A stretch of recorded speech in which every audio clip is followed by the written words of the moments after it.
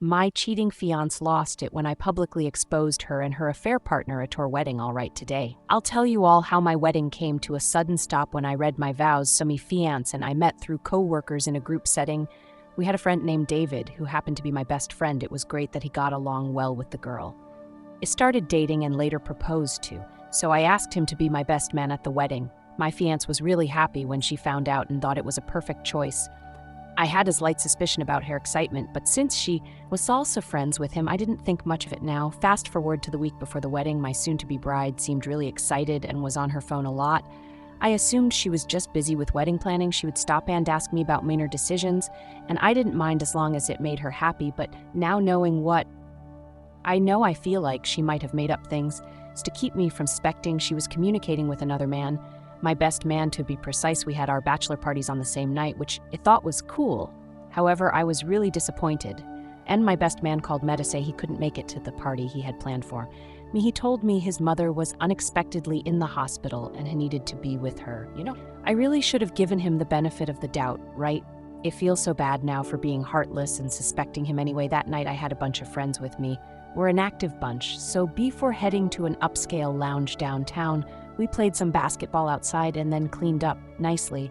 I was feeling like a king, and I hoped my fiancé felt the same way. It's interesting because at that point we were already living together, but we decided to until after the wedding for closeness. Let me tell you, it was tougher than I expected. We took turns sleeping on the pull-out bed in the living room each night. When I got back home after the party, my fiancé was already asleep in our bed looking like an angel who had a great time. It tucked her in, but as I glanced around, I noticed a shiny gold cufflink on the floor by the bed. It caught my attention because my woman didn't have any cufflinks, and I only had one pair that looked different from the one. I found that got me. And could this mean another guy was in her bedroom? I started rubbing my face and neck in frustration. It was stressing me out, and right at that moment my fiance's phone buzzed. It was set to vibrate, but I could hear it on the nightstands, so I took a peek at their messages, and one conversation with my best man stood out to me. Right, so the most recent text I saw from him was sent 4 hours ago at 900p. As I kept scrolling up, I realized she invited him to her bachelorette party, even though that's not how things usually go. But it got worse when I saw their earlier messages. She told him that tonight was going to be their night, because the next day she would be with me, asked if he could have her again sometime, and she kind of teased him saying he might if he tempted her enough. And then there were messages from months ago where they went from being just friends to getting flirty. He started asking about her body and she sent them pictures. They even made plans to hang out one day. When I thought she was at work later, he messaged her asking if they should have done that, and she replied saying she was sure about it in just 1 hour. I went from being happy about getting married to feeling heartbroken and wanting revenge. It took 6 screenshots of the worst messages they exchanged, and I planned to read them during the vows. It was going to be awful, just like what she did to me. I deleted all evidence of collecting those messages, and then took some NyQuil.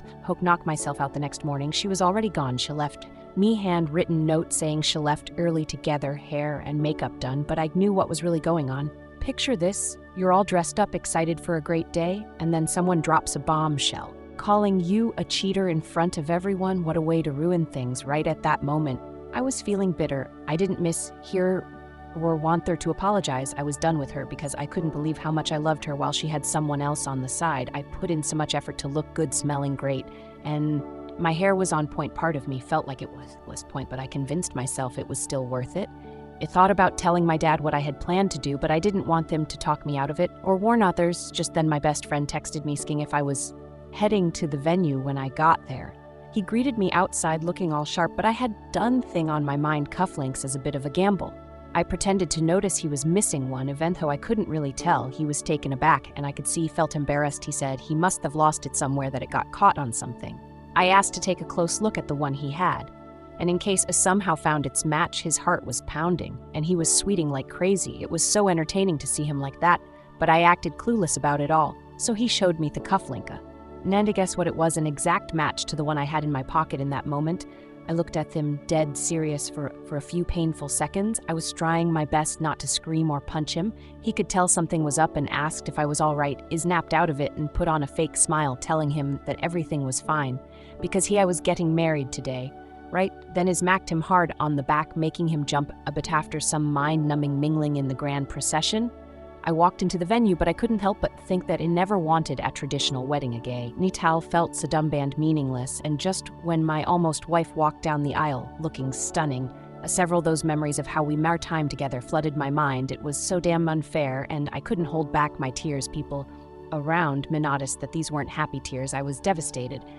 I managed to keep it together until the celebrant asked if I wanted to read my vows. That was the moment I started reading messages between me and my fiancé, mentioning the date and time of each one. At first, people were probably wondering what I was up to, but hey, listened. They realized these were flirty messages, not something they'd be proud of. Things got pretty awkward as they started to fidget uncomfortably and look around, realizing that everyone in the building was staring at them. My bride asked what I was doing and what I was reading on my phone when I got another text. She told me to stop, but then I went ahead and read those really inappropriate messages out loud. He was saying some explicit stuff about wanting to be with her again, and she was inviting him over. Because I had left the house, as I read those messages, people started whispering and talking among themselves, and my fiancé tried to snatch my phone from me. Best man suddenly walked out, followed by 5 of my groomsmen, and there I was shouting that I had pictures and videos of the messages they had sent each other, offering to share them with anyone interested. That made some folks get up and leave. The celebrant had the nerve to ask if we were still going to get married, and I couldn't help but laugh loudly and sarcastically. My ex was now on her knees, crying in her white dress at the altar. Her bridesmaids were clueless, just standing there, frozen. Maybe some of them knew about her affair with him or saw them being all flirty. It was satisfying to see that Noon rushed to console her. I had enough of the whole drama. At this point, my head was throbbing from it. I stepped outside to check on my best man. Turns out he was cornered by those 5 guys, yelling and screaming at them in disbelief for betraying me like that. At that moment, I was just done with it. All my head was pounding, and I had enough of the whole mess.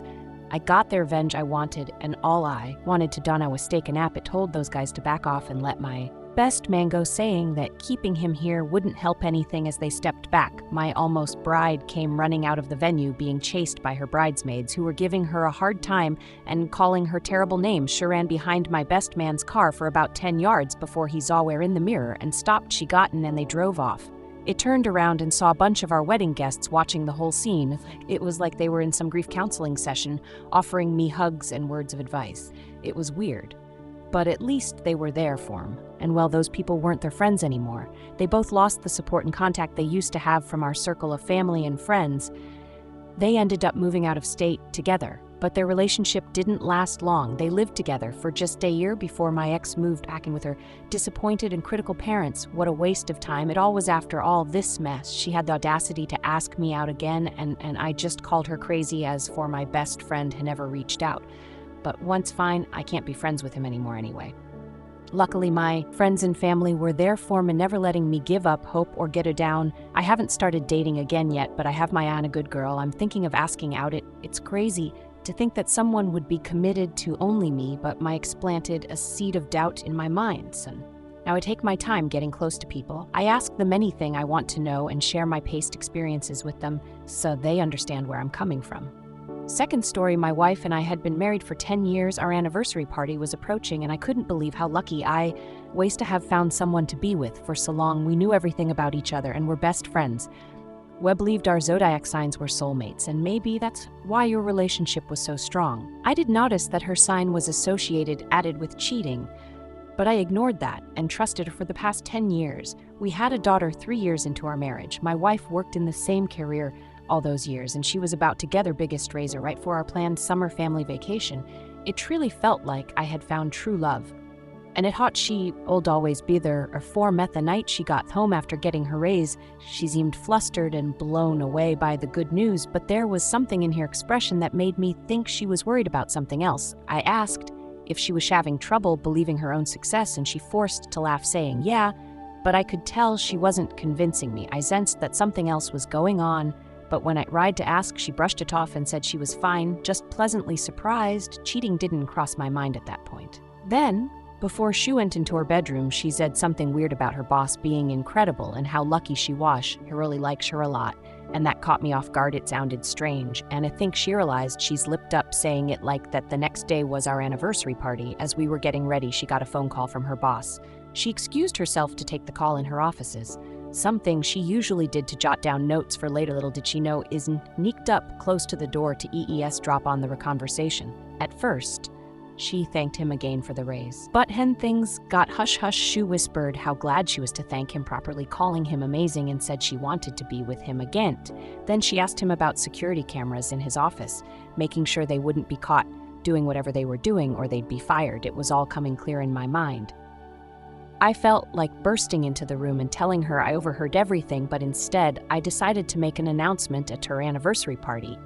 It needed to do something that would push Met to confront her and got through with a divorce. I was pretty certain, and just confessed out loud to sleeping with her boss in his office. I was frozen outside the door waiting for her to come out. She seemed really worried when she saw me standing so close, trying to act like everything was okay. If Orst on a fake smile, she asked if I was ready, and we left. It felt like a zombie, and she was restless, lighting a cigarette because she gets that way when she's stressed out during the drive. She tried asking again if I was okay, and I knew she wanted to know if I heard her conversation were rived at the venue, and I turned to her saying, "Let's go celebrate our 10-year marriage." Wife, my voice sounded robotic, lacking any anger. She knew I overheard them, but she couldn't bring herself to talk to me about it inside. She's at their wedding. While I took my time to calm lead her friends and family, pretending everything was fine, our 7-year-old daughter was there too.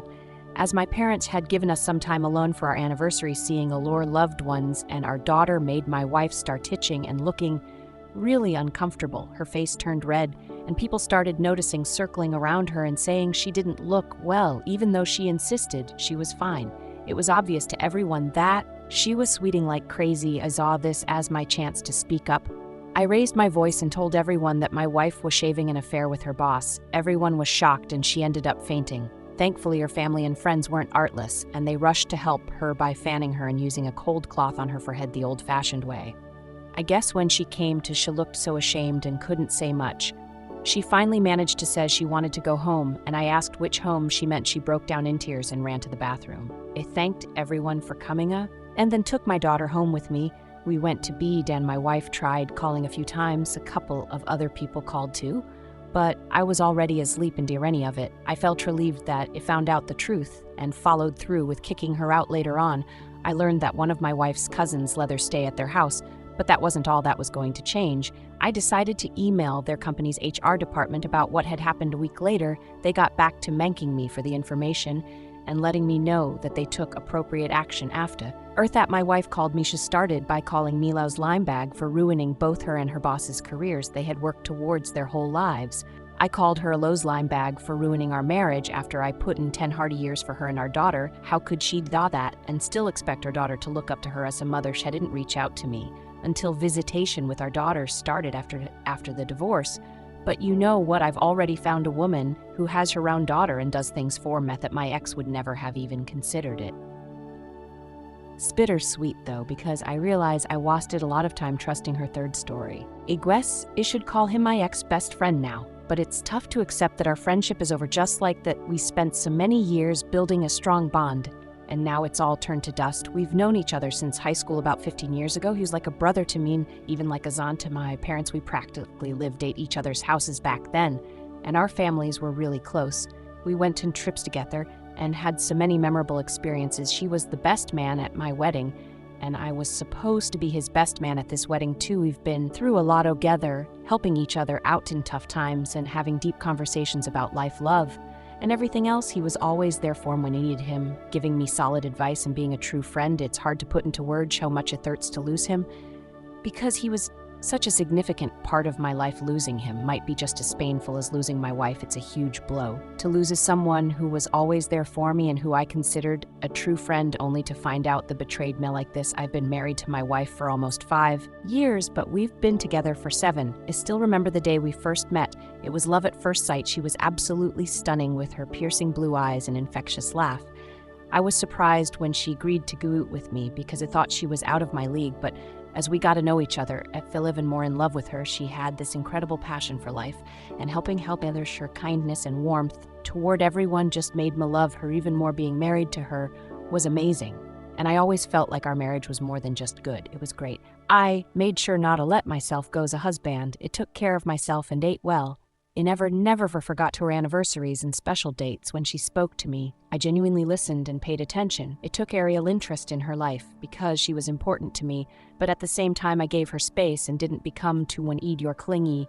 I pulled my weight around the house cleaning just as much as she did. Her bed life seemed great too as far as I could tell. I loved her and cared for her, the way a husband should, always showing her how much she was appreciated. I even made an effort to keep dating her after we got married. I can honestly say I never took her for granted, but despite all of that, I still find myself wondering what went wrong. I've asked myself over and over if there was something else I could have done. Did I do too much? Did she think I was a pushover? Did she lose respect for me? It's hard to figure out what happened. I'm not saying our marriage was flawless. We did have arguments, but they were never serious. Once the trouble began when my best friend broke up with his girlfriend, he took it pretty hard and was feeling upset. I talked to him about a boot it, but then my wife asked if I'd mind if she went out for a coffee with him to talk and give him a woman's perspective. I told her it was okay with me. After all, she and my best friend were also friends. We used to do couple strips with him and his girlfriend, and they'd hung out together a lot because he was always around me at that time. I didn't think anything of it because their friendship seemed totally appropriate. I do remember him complimenting my wife's looks when we first started dating and got married, but it was nothing more than that there were no inappropriate jokes or anything like that. My wife might have said he was good look at some point, but it didn't raise any red flags for me. Even now when I think about it, I still don't see any signs that they could be more than friends. When my wife returned from the coffee meeting, she seemed a bit off. She was really angry with his ex and said he deserved better. I tried to console her, saying he's young and will heal with time, but she seemed really upset by that. She insisted he needed time and any girl who ends up with him would be really lucky, and his ex was foolish for leaving him.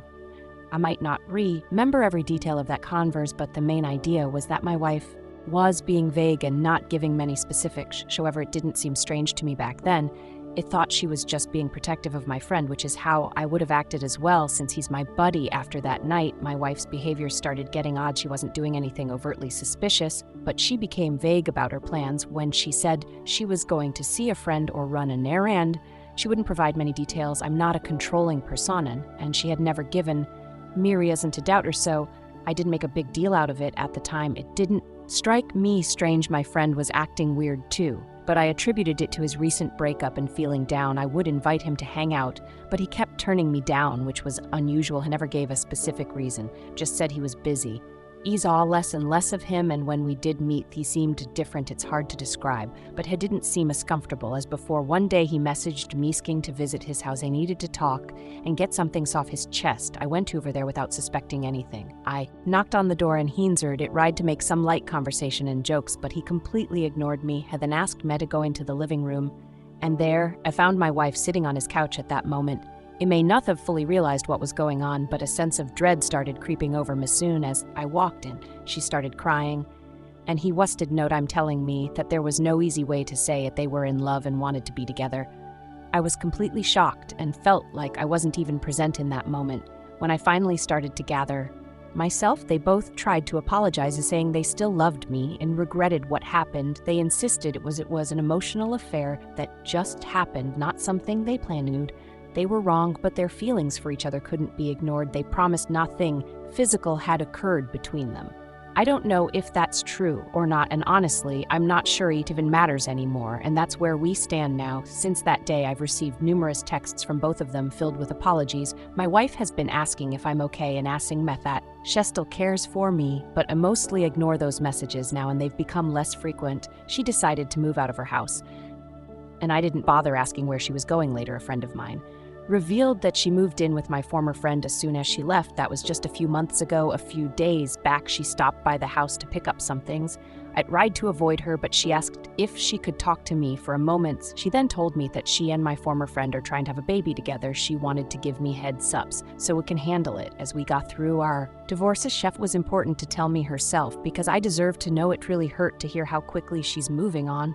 We had plans to have kids together, but she wanted to wait until she turned 30 now. We's going to be the one to father her children, and I have to witness it. I'm here seeking any advice you can give me. I don't know how to cope with her getting pregnant. I feel like it'll be a constant source of pain once it happens, and I'm so jealous of him because he's living the life I wanted with her. I also know that her pregnancy means it's really the end for us.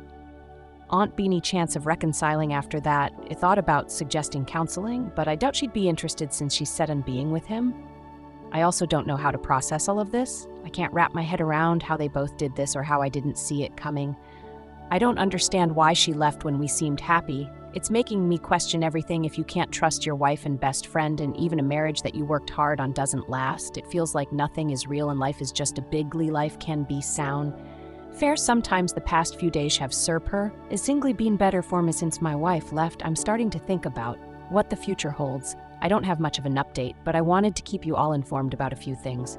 I've decided to reach out to my former friend Ziggs and hear her side of the breakup. Maybe I'll find out something useful, maybe not. But I feel like I should try. It ought to one attorney, but I need to get serious about finding a good lawyer next week. I'll start searching more actively. Thankfully, my friends and family have given me some recommendations to consider. I don't know exactly when, but I'm pretty sure I'll start counseling soon. My mental state is not in a good place right now, and I know I need professional help to get through this.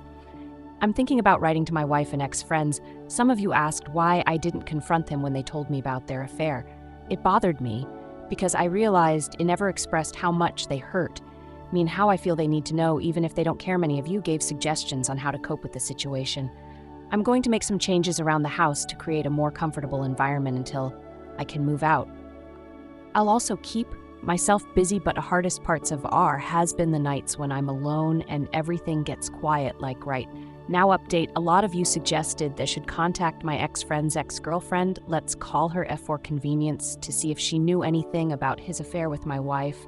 I'd reach out to her, but she confirmed Def's story about the reasons for their breakup. I asked if she noticed anything strange or had any suspicions of him being involved with another woman before they split, and she said she had no reason to ECT anything. I believe her because she seemed genuinely shocked that they ended up together, and I don't think she has any reason to lie to him. My previous post, I mentioned writing a letter to my and wife for closure. Many of you advised against it, and I decided to follow that advice. I wrote the letter for myself, but I didn't send it. I think you guys were right that they wouldn't care anyway, so there was no point in sending it a few weeks ago. I finally chose an attorney to represent me. He was recommended to me, and it trusted him to protect my interests and ensure fair outcome in the divorce last week. I filed for divorce. It was a tough day, but I knew it was necessary. There's still a part of Meth that daydreams about her coming back and admitting her mistake, but I know that's not realistic. I can't base my life on a fantasy that will never come true. I felt a bit better leading up to filing for divorce, but the actual filling took away that boost, and I've been feeling more depressed again. I considered personal counseling as you guys suggested, but I decided it's not the best time for it. Luckily, I started a new project at work, and with the changes I've made in my life, I've been busy, which helps. It might sound crazy, but there's a part of Meth that doesn't really want to feel better. I feel like this sadness is natural when a marriage is ending. Regarding the alienation of affection suit, I decided not to pursue it. Though many of you wanted Meta, my attorney explained it wouldn't be easy, and there are no guarantees. Besides, I don't care about the money. Even if I won, it wouldn't change anything. My main goal now is to wrap this up as soon as possible, so I can move away and start over. The only other interesting thing is that after my wife got their pay, she contacted me asking to meet and talk. I haven't responded, and I'm not sure if I will. I don't think there's anything left for us to say to each other, and I doubt there's anything she could tell me that I want to hear in terms of what I've been up to. I've been running more, doing some reading, trying out yoga and meditation. Yoga was cool, but meditation wasn't really mything. Has kept me busy, which is a good distraction. I considered learning French, but for now I'll put that on hold as I have other hobby projects going on. I picked up fishing again too. I'm just trying to stay occupied, so I don't have too much alone time with my mind wandering regarding changes around. The house, I got rid of lots of trinkets that reminded me of my wife. I got a body pillow for my bed, which surprisingly helped me relax more. I'm still in the guest room, but might move back to the master bedroom soon. It doesn't make much difference at this point though, as I'm still having trouble sleeping. That's pretty much it. I've been reading more about failed relationships, got some good advice from recommended sites in a YouTube video. The guy in the video said that if someone moves on quickly after the breakup, they probably weren't the right one for you. It made me rethink how I saw my wife. I used to think she was the one, but maybe she wasn't. If she could do all this, he also had some great insights about memories and accepting when someone you cared about becomes just a memory. That's all for now. It's not the happiest or most eventful update. That's life. I guess